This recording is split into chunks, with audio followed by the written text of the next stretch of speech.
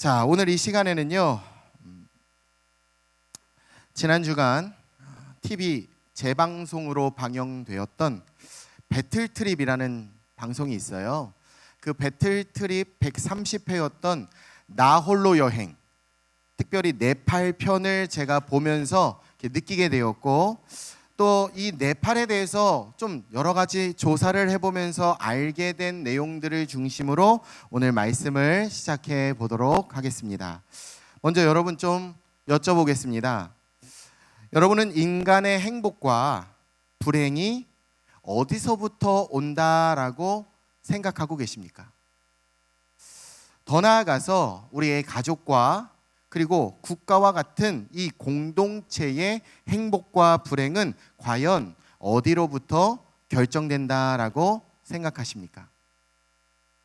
내가 좋은 집에 살아가고 내가 좋은 음식을 먹고 좋은 환경 속에서 좋은 관계를 이웃들과 맺으며 살아가는 것, 물론 여러분 이런 여러 가지들이 우리의 행복의 정도를 이야기하고 판단의 기준은 될 수가 있겠지만 정말 우리의 본질적인 행복은 과연 어디에 있는가라는 질문이에요.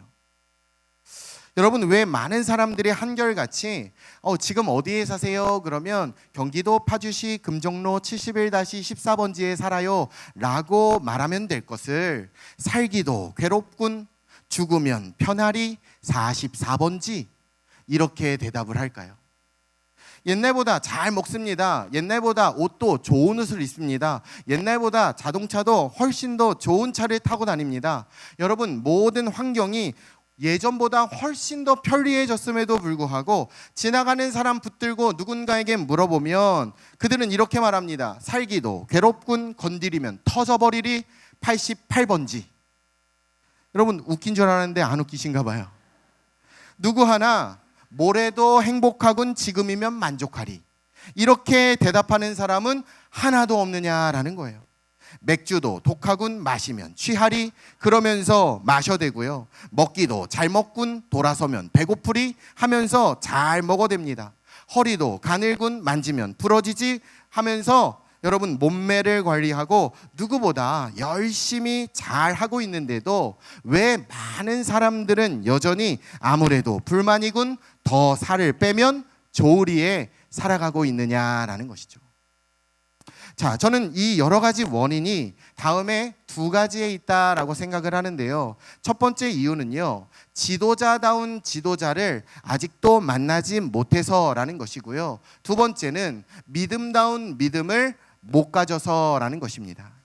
저를 한번 따라할까요? 인간의 불행은 지도자다운 지도자를 못 만났고 믿음다운 믿음을 못 갖는 데 있다. 인간의 행복은 지도자다운 지도자를 만나고 믿음다운 믿음을 갖는 데 있다. 동의하십니까? 자, 제가 이런 여러 가지 생각을 하게 된 것은 사실 지난 주간에 이 배틀트립이라고 하는 TV 방송을 보면서 특별히 네팔 편이었는데요. 이야, 네팔이라는 나라에 꼭 한번 가봐야겠다. 너무 가고 싶다, 이런 생각을 가지고 이 네팔이라는 나라를 조사해 보았습니다. 그러면서 제가 알게 된 사실이 굉장히 많았는데요. 자, 여러분, 먼저 이 네팔이라는 나라는요, 안타까운 사실이지만 전 세계 3대 빈민국 중에 하나입니다. 콩고나 스와질랜드, 에티오피아나 하이티, 심지어는요 방글라데시보다, 아니 더 나아가 여러분 북한보다 못 사는 나라가 네팔입니다. 아시아에서 가장 가난한 나라예요. 1인당 GNP가 400달러입니다. 400달러. 여러분, 2019년 현재 대한민국 GNP는 얼마인지 아십니까? 3만 달러를 넘어섰습니다. 우리는 3만 달러 시대를 살아가고 있어요. 여러분, 심지어 북한은 얼마인지 아십니까? 1,300달러입니다. 북한도 GNP가 1,300달러입니다. 그런데 네팔은요 400달러예요. 그러니 네팔은 현재 절반이 넘는 국민들이요 하루에 1달러 미만으로 살아가고 있습니다. 하나로 계산하면 약 1,500원도 안 되는 돈이지요. 여러분, 저들이 1년 동안 먹는 음식의 값은요, 영국 사람들의 애완용, 즉 영국 사람들의 개나 아니면 고양이를 먹이는 음식값보다도 더 적다라고 알려져 있어요. 네팔에서 제대로 된 도로는요, 굉장히 찾아보기가 힘들고요. 여러분, 버스는요, 여러분 이렇습니다. 터질 듯이 사람들을 태우고 다닙니다. 위험천만하죠. 아니, 그렇다면 이 나라가 왜 이렇게 되었을까요? 우리나라보다 그 나라의 면적도 훨씬 더 넓고 부지런한 국민들도 있고, 게다가 세계의 지붕이다라고 불리우는 히말라야 산맥이 네팔에 있습니다. 안나푸르나와 아니면은 에베레스트 산, 세상에서 가장 높은 산까지도 이 네팔 안에 있는데, 그 히말라야를 트레킹하기 위해서요, 한 해에만 여러분 무려 60만 명 이상의 관광객이 찾는 나라입니다. 천혜의 목재 자원이 도처에 널려 있는 나라가 네팔이에요. 그런데 이 네팔이 왜 이렇게 되었느냐? 제가 조사를 해보면서 살펴보게 된 결론은요, 불행히도 저들은 지도자를 잘못 만났기 때문이에요. 여러분, 네팔은 지난 2007년도 초에 쿠데타가 일어납니다. 그래서 2007년까지도 왕정제도로 내려왔었는데 이것이 종식되게 되었고요. 근래에 민주정부가 들어선 나라가 네팔입니다. 그래서 지금 네팔의 대통령은 이제 2대째 대통령입니다. 두 번째 대통령이에요. 비디아 데비 빈다리라는 여성 대통령입니다. 자, 그렇다면 이렇게 대통령이 되어서, 대통령제가 되어서 이제 가장 먼저 해야 할 것이 있었다면 헌법을 제정하고 국가의 질서와 국가의 안녕을 잘 세워나가면 나라가 훨씬 더 발전될 수가 있었을 터인데, 문제는 뭐냐? 여러분, 나라의 헌법이 2012년 네팔의 2대 대통령이 들어서고야 드디어 만들어졌다라는 거예요. 2007년도에 대통령제가 시작되었는데 그 전까지 헌법을 만들지 않고 있었습니다.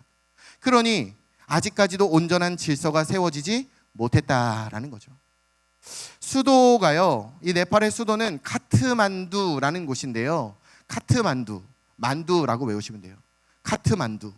그런데 제2의 수도라고 불리우는 포카라라는 곳이 있는데 이건 포카리스웨이트로 외우시면 돼요.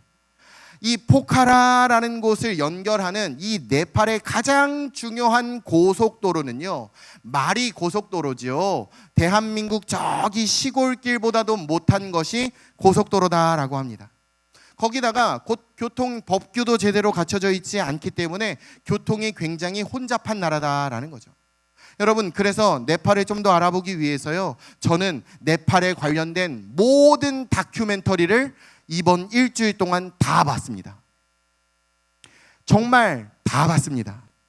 그런데요, 이 카트만두하고 이 포카라라는 곳은 200km밖에 되지 않는데, 여러분, 이 길이요, 비포장도로가 너무 많다 보니까 무려 200km 가는데 7시간 걸려요. 7시간 동안도 덜덜덜덜 거리면서 가야 한다라는 것이죠. 하지만 그럼에도 불구하고 군데군데마다 아주 비싼 통행료를 지불해야 되고요. 그 통행료는 그 지역의 관리들이 다 받아먹고 있다라고 하죠.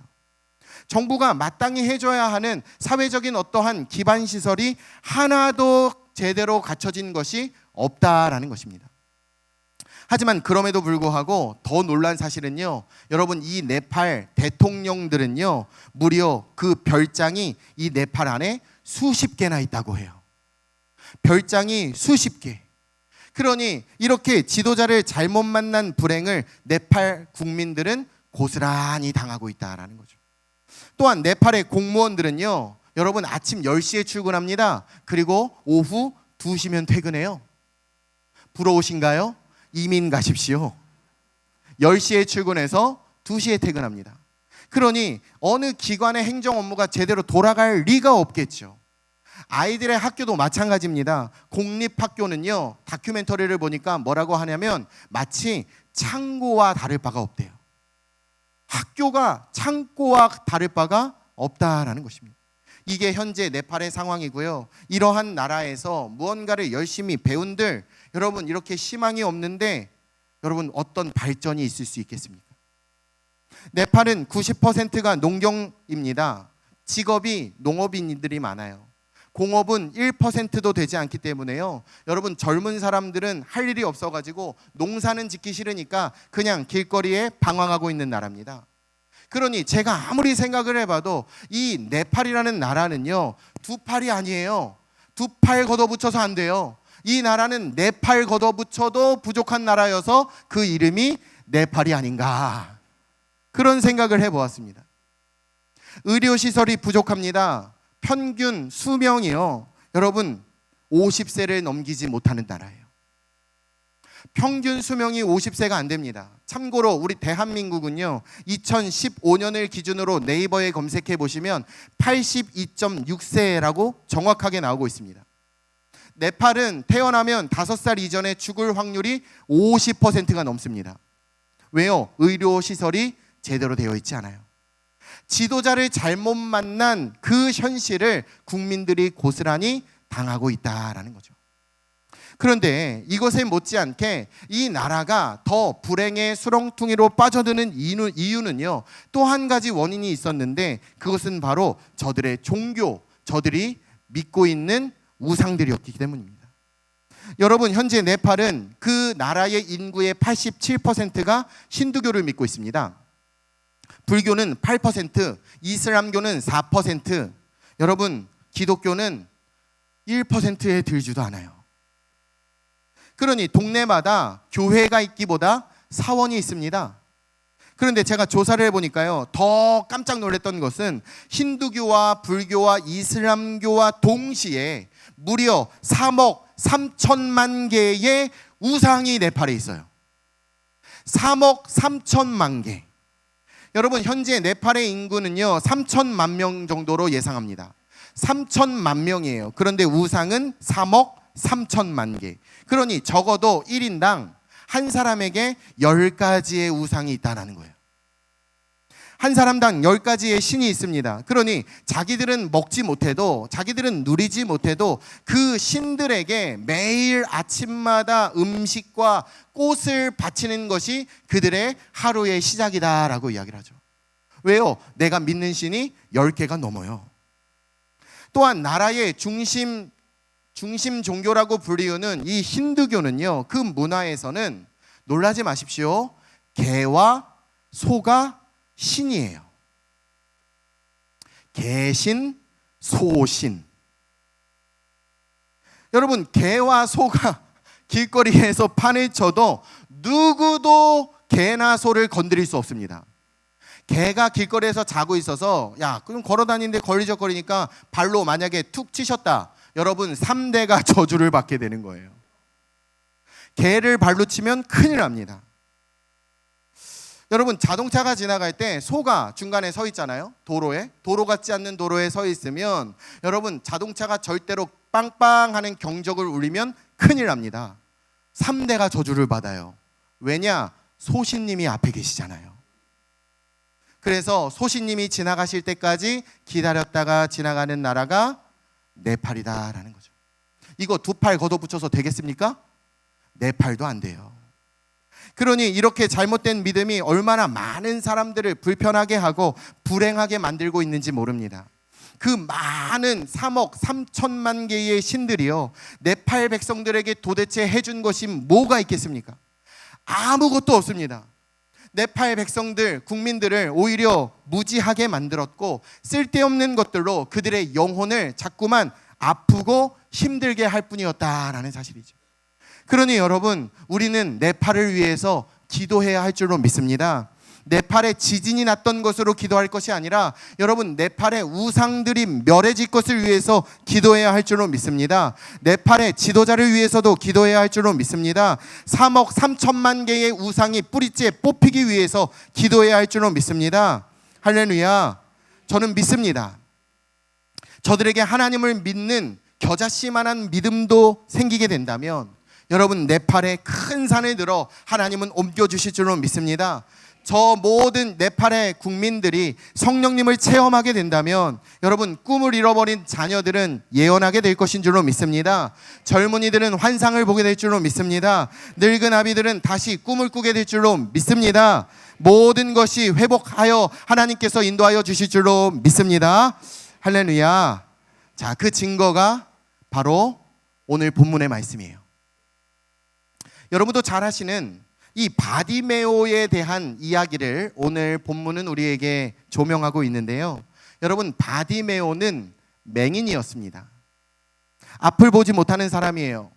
그로 인해서 그는 가난함이 운명이었던 사람입니다.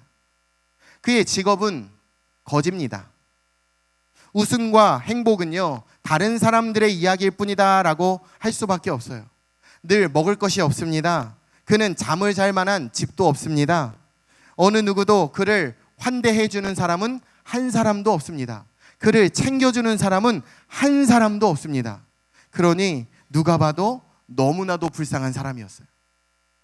사람들은 다 그를 피해갑니다. 다가와서 그의 옆에서 그의 이야기를 들어주고 그의 친구가 되어주는 사람은 한 사람도 없습니다. 자, 그런데 여러분, 이러한 그가 어느 날 그의 운명이 변화되게 되었다라는 거죠. 불행한 사람이었는데 행복한 사람이 되었습니다. 아픈 사람이었는데 건강한 사람이 되었습니다. 그를 바라보며 늘 불쌍하다 여기던 사람들이 이제는 그를 바라보며 하나님을 찬양하게 되었습니다. 남들을 부러워만 했던 그가 이제는 오히려 남들로부터 부러움의 대상이 되어버렸다라는 거죠. 모든 게 회복되었습니다. 모든 꿈을 이루게 되었습니다. 자, 어떻게 그렇게 되었을까요? 결정적으로 그의 인생에 두 가지 사건이 일어났기 때문이에요. 첫 번째, 그는 참된 지도자를 만났기 때문입니다. 할렐루야, 할렐루야. 여러분, 어느 날 여리고성의 한 귀퉁이에 앉아서 그냥 평소 하던 대로 한 푼 줍쇼, 한 푼 줍쇼 하면서 구걸하고 있었는데 갑자기 많은 사람들의 웅성웅성하는 소리가 들리게 됩니다. 누군가 그 앞을 지나가신다는 거예요. 그는 옆에 있는 사람들에게 물어봅니다. 이렇게 묻습니다. 아니, 무슨 일이냐고, 무슨 일이냐고. 자, 그때 누군가 이야기합니다. 지금 나사렛의 예수라는 사람이 이 앞을 지나가신다. 예수가 지나가신다. 자, 그 이야기를 듣고요, 이 소경이었던 바디메오는 갑자기 무슨 마음이 들었는지 큰 소리로 외쳐대기 시작하는 거예요. 다윗의 자손 예수님, 나를 불쌍히 여겨주세요. 목청이 터져라 외칩니다. 큰 소리로 외칩니다. 다윗의 자손 예수님, 나를 구원해 주세요. 그는 목 놓아 부르기 시작했어요. 그러자 주변에 있는 사람들은요, 깜짝 놀랍니다. 갑자기 가만히 있던 거지가 큰 소리로 외쳐대니 깜짝 놀란 거예요. 아니, 이 거지가 갑자기 왜 이렇게 소리를 지르냐고 호통을 치기 시작합니다. 하지만 그럴수록 이 소경 바디메오는 더 큰 소리로 더 목 놓아 외치기 시작하는 거예요. 누구도 말릴 수 없을 정도로 그는 큰 소리로 외쳐댑니다. 다윗의 자손 예수님, 나를 불쌍히 여겨주세요. 예수님, 예수님.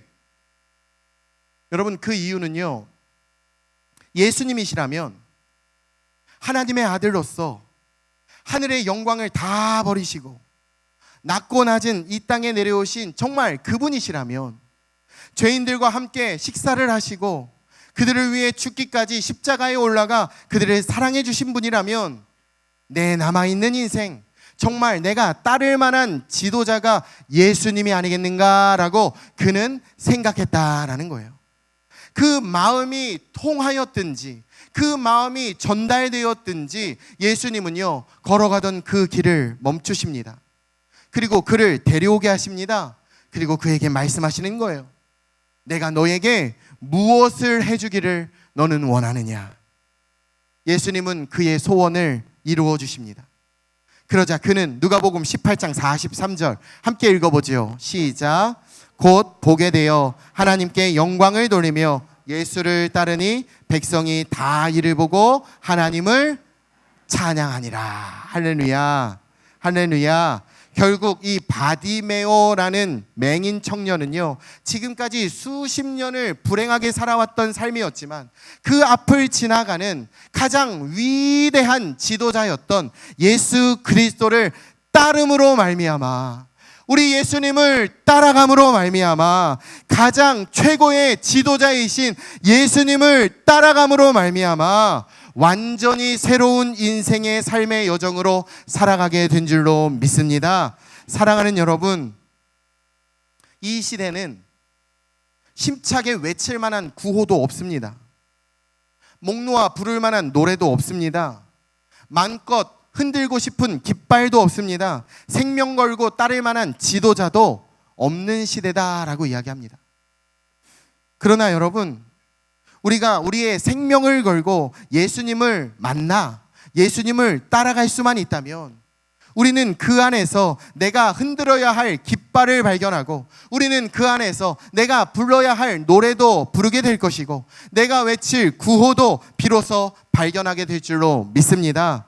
우리의 VIP도 전도 대상자도 마찬가지다라는 거예요.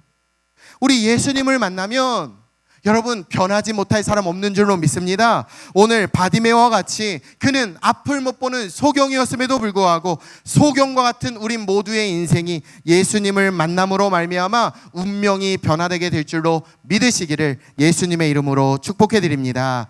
축복해 드립니다. 자, 마지막 두 번째, 이 맹인 바디메오가 눈을 뜨게 되었다라는 것은 그에게 믿음이 있었기 때문이다라는 거예요. 여러분, 그는 지금까지 말할 수 없는 불행한 인생을 살아왔지만 그는 예수님이 그 앞을 지나가신다라는 그 소식, 그 기쁨의 소식을 듣는 순간에 그의 심령에 아주 강력한 스파크가 일어났습니다. 순식간에 아주 강력한 폭발이 일어났습니다. 그 내면에 폭탄이 터졌다는 거예요. 이게 뭘 의미하느냐 하냐면, 여러분, 이 소경 바디메오 안에 믿음이 생겼다라는 뜻이에요. 믿음이 생겼다. 예수님이라면 예수님은 내 눈을 뜨게 해주실 수 있을 거야. 예수님은 지금 나의 가난함도 바꿔주실 수 있을 거야. 예수님은 다른 사람들이 나를 향해서 불쌍히 여기는 인생인데 이제는 예수님으로 말미암아 다른 사람들이 나를 부러워하는 인생으로 예수님이 변화시켜 주실 줄로 믿는다라는 것이죠. 할렐루야, 할렐루야. 그는 이렇게 믿었다라는 거예요. 그래서 그는 예수님께 나아갑니다. 모든 열악한 상황이 있었음에도 불구하고 그는 그 상황을 뚫고 예수님께로 직진하기 시작합니다. 그는 비록 앞을 볼 수 없는 소경이었지만 그는 주님을 바라보기 시작합니다. 다른 사람들의 이야기를 듣지 않습니다. 여러분, 상황을 바라보지 않습니다. 환경을 따라가지 않습니다. 비록 눈은 보이지 않아도 그는 믿음의 눈을 들어 예수님을 바라보았다라는 거예요. 그 결과 이 바디메오는요, 예수님으로부터 이러한 평가를 듣게 되는데, 오늘 여러분이 읽으셨던 본문 18장 42절 함께 읽어보죠. 시작. 그에게 이르시되 보라, 내 믿음이 너를 구원하였느니라. 할렐루야, 할렐루야. 보라, 내 믿음이 너를 구원하였느니라. 할렐루야. 믿으시길 바랍니다.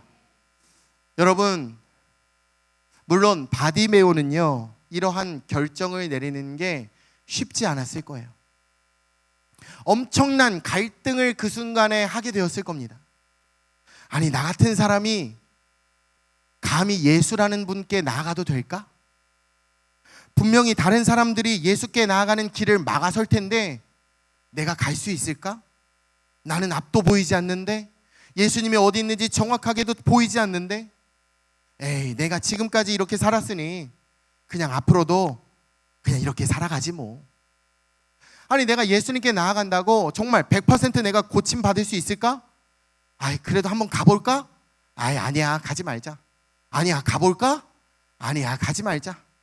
아, 그래도 가볼까? 여러분, 이런저런 생각이 이 바디메오 안에 얼마나 많았는지 몰라요.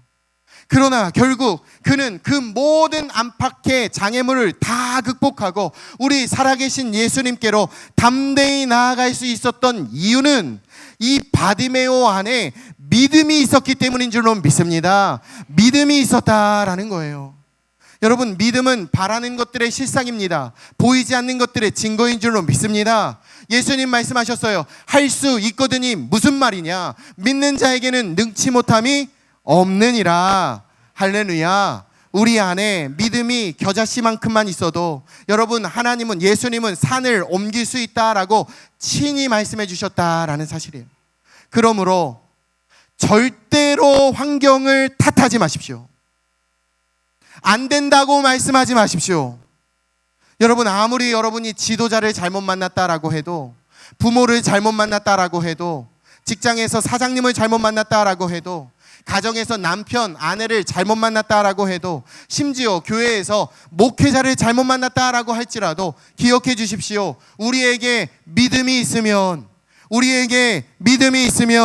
아멘 할 때까지 할 거예요. 우리에게 믿음이 있으면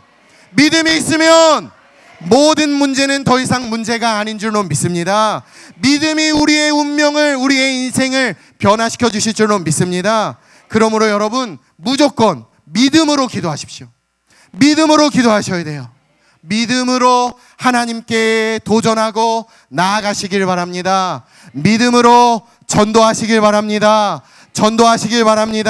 세상 사람들이 우리를 바라볼 때 아유, 어리석은 사람들 하면서 우리를 조롱할지라도 반드시 하나님은 나와 함께 하심을 믿고, 우리 주님을 믿고, 우리 주님만 믿고 도전하시기를 예수님의 이름으로 축복합니다.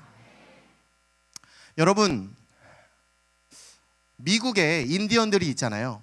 아메리칸 인디언들, 그들은요 기우제를 항상 드리는데, 이 기우제가 굉장히 유명합니다. 이 기우제가 왜 유명하냐면, 인디언들이 기우제만 드리면 하늘에서 비가 와요. 예수님을 믿는 사람들이 아니에요. 근데 인디언들이 기우제만 드리면 하늘에서 비가 와요. 하여간 놀라지 않는 여러분들이 저는 더 놀라워요. 여러분, 인디언들이 기우제만 드리면 비가 와요. 무조건 비가 와요. 그래서 야, 이게 도대체 어떻게 된 일이냐? 그 이유가 있었어요. 다른 게 아니에요. 그들은요, 비가 올 때까지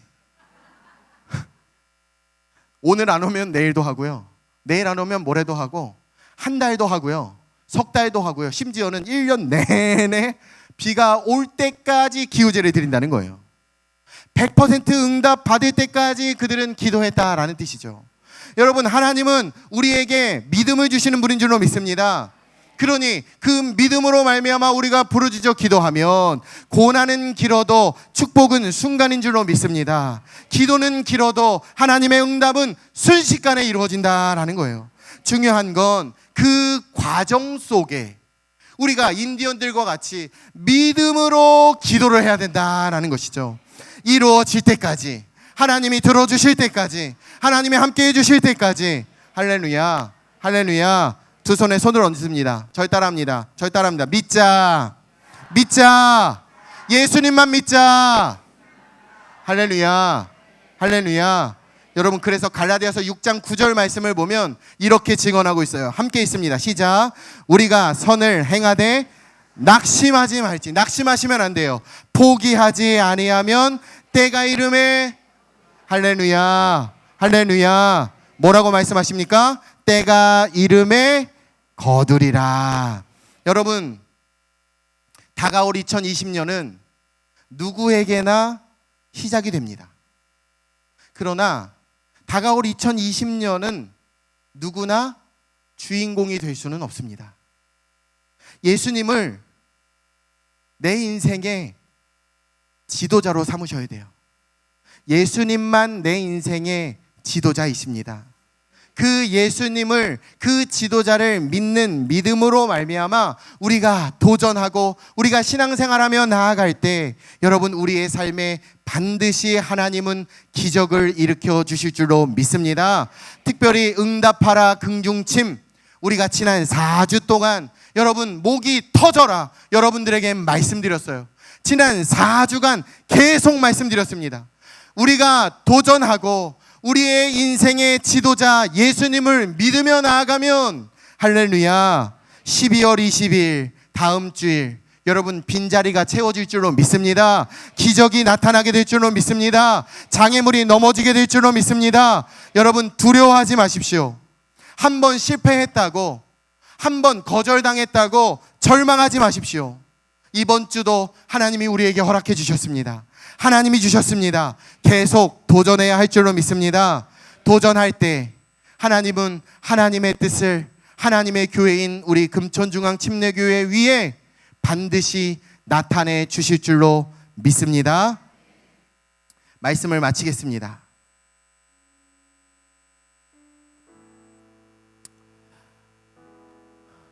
제가 이번에 네팔에 대한 조사를 여러 가지 하면서 정말 다큐멘터리를 다 봤거든요. 심지어는 TV 예능까지도 다 봤어요. 근데 한 장애인 후원해달라는 EBS 방송을 통해서 제가 또 한 가지 알게 된 사실이 있었는데, 여러분, 네팔에서 가장 높고, 아니 전 세계에서 가장 높은 산이 에베레스트 산입니다. 그 높이가 무려 8,848m예요. 안 올라가 보셨으니까 네, 안 올라가 보셨으니까 네. 근데 여러분, 이 8,848m를요, 그 험난한 이 에베레스트 산을요, 지난 2001년에 한 시각 장애인이 이 에베레스트 산에 등정을 성공했어요. 앞을 못 보는 소경이에요. 근데 소경이 8,848m를 정복했어요. 그의 이름은 미국 사람인데요, 에릭 웨이언 메이어라는 사람이에요. 그는 선천성으로 망막염이 있었습니다. 그래서 이 망막염으로 말미암아 13살에 완전히 시력을 상실하게 됩니다. 그러나 그는 좋은 지도자를 만나요. 바로 그의 아버지예요. 아버지는 인생은 무한한 가능성이 있다라는 것을 알려주기를 원했습니다. 그래서 비록 앞을 보지는 못하지만 이 장애가 있는 아들을 데리고 매일 하이킹을 하기 시작합니다. 그가 눈을 멀게 된 3년 후 16살이 되던 해에는요, 킬리만자로 산을 함께 아버지와 올랐습니다. 산을 오르는 내내 그는 지팡이를 의지하여 올랐고, 아버지는요 그 앞서 배낭에 방울을 달아 그 방울 소리로 아들의 방향을 잡아주었다라는 거죠. 그 아버지의 방울 소리를 들을 때마다 그는 믿음이 생기기 시작합니다. 아버지의 방울 소리에 대한 믿음과 내가 할 수 있다, 나도 하면 된다, 이런 믿음이 생기기 시작하는 거예요. 내가 이렇다면 나는 전 세계에서 가장 높은 8,848m의 에베레스트 산도 내가 올라갈 수 있겠다. 그리고 드디어 산악인의 90%가 올라가지 못한다는 전 세계 신의 산이다라고 불리우는 이 에베레스트 산의 등정을 그는 결심하게 됩니다. 물론 주변에서는 이건 할 수 없다라고 만류했습니다. 앞도 볼 수 없는데 그 험난한 길을 어떻게 갈 수 있겠냐라고 주변 사람들은 염려합니다. 걱정하기 시작했습니다. 하지만 여러분, 누구보다 이 에릭 웨이언 메이어의 그 굳건한 자기 자신을 향한 믿음은 그 누구도 꺾을 수가 없었습니다. 그는 생각합니다. 난 할 수 있다. 난 하면 된다. 결국 그는 출발합니다. 등정을 하다가 높은 곳에서 발을 잘못 디뎌 떨어지게 되었어요. 그는 다리를 절게 되는 큰 부상을 당하였음에도 불구하고, 여러분, 등정을 하는데 셀파라는 사람들이 있습니다. 이 등정을 도와주는 사람들이에요. 이 셀파들에게 짐을 넘겨주고 주변에 있는 동반 그 산악인들이 그를 끌고 올라가려고 했지만 그는 그 순간 이런 이야기를 합니다. 나는 정상까지 등반을 하고 싶은 사람이지 나는 결코 운반을 당하고 싶지는 않습니다. 나는 운반 당하고 싶지 않습니다. 내가 가겠습니다. 한사코 다른 사람들의 도움을 그는 거부했습니다. 그리고 끝내 이 에베레스트 정상을 그는 정상 정복을 하게 되었고요. 2001년 유일하게 전 세계에서 시각 장애인으로 최초 에베레스트산을 정복한 산악인이 되었다라는 것이죠. 여러분, 저는 우리도 등반을 해야 하는 사람이 되어야 할 줄로 믿습니다. 운반되어지는 사람이 아니라 우리도 등반을 하는 사람이 되길 원합니다. 우리도 할 수 있습니다. 여러분, 하실 수 있습니다. 땅끝까지 전도하며 죽어가는 영혼을 우리는 살릴 수 있습니다. 한국 교회의 미래를 선도하는 금천중앙 침례교회가 될 수 있습니다. 왜요? 우리에겐 우리의 지도자가 계시잖아요. 우리 지도자 예수님. 그 예수님 따라가면, 그 예수님의 소리를, 그 예수님의 말씀을 듣고 그 예수님의 종소리를 따라 우리도 에베레스트 산을 등정할 수 있는 줄로 믿습니다. 우리가 등정할 때 우리에게 굳건한 믿음도 있는 줄로 믿습니다. 말씀과 함께, 성령님과 함께 믿음을 가지고 우리가 기도하면 반드시 살아계시고 역사하시고 주관하시는 예수님, 우리를 도와주실 줄로 믿습니다. 믿음 갖고 전도하면 예수님께서 반드시 구원의 은혜를, 구원의 문을 열어주실 줄로 믿습니다. 저를 한번 따라할까요? 손을 들고 절 따라합니다. 이제 마지막입니다. 다음 주에는 이거 안 할 겁니다. 마지막이에요. 절 따라합니다. 할 수 있다. 하면 된다. 전도하자. 할 수 있다. 하면 된다. 전도하자. 할렐루야. 할렐루야. 할 수 있습니다. 왜요? 한 주간 여러분의 인생에 우리 예수님이 지도자가 되어주실 줄로 믿습니다. 한 주간 여러분에게 우리 예수님이 굳건한 믿음도 허락하여 주실 줄로 믿습니다. 그 믿음 가지고 나의 전도의 대상자 VIP에게 나아가 12월 20일 다음 주 살아계신 하나님의 기적을 체험하는 우리 모두가 되기를 예수님의 이름으로 간절히 축복합니다. 오늘 주신 말씀을 생각하면서 우리 자리에서 일어나서 함께 같이 찬양하며 주님 앞에 나아가도록 하겠습니다.